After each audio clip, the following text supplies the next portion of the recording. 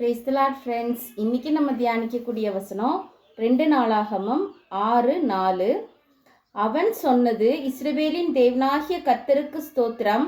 அவர் என் தகப்பனாகிய தாவீதுக்கு தம்முடைய வாக்கினால் சொன்னதை தம்முடைய கரத்தினால் நிறைவேற்றினார். ஆமா ஃப்ரெண்ட்ஸ், ஒரு ஆலயம் கட்டுறதை குறித்து தாவீதுக்கு சொன்னதை சாலமோன் மூலமாக கர்த்தர் நிறைவேற்றி கொடுத்தாங்க ஃப்ரெண்ட்ஸ். நம்மளுக்கும் நம்மளோட லைஃப்பில் நிறைய வாக்குத்தத்தங்கள் ஏசப்பா கொடுத்துருப்பாங்க. நிச்சயமாக அது நம்மளோட காலத்தில் நமக்கே அதை நிறைவேற்றி கொடுப்பாங்க. நிறைய காரியங்கள் ஆசீர்வாதமாக நம்மளோட பிள்ளைங்கள் மூலமாக நமக்கு பேசின காரியங்கள் நிறைவேறுற மாதிரி கர்த்தர் ஆசீர்வதிப்பாங்க.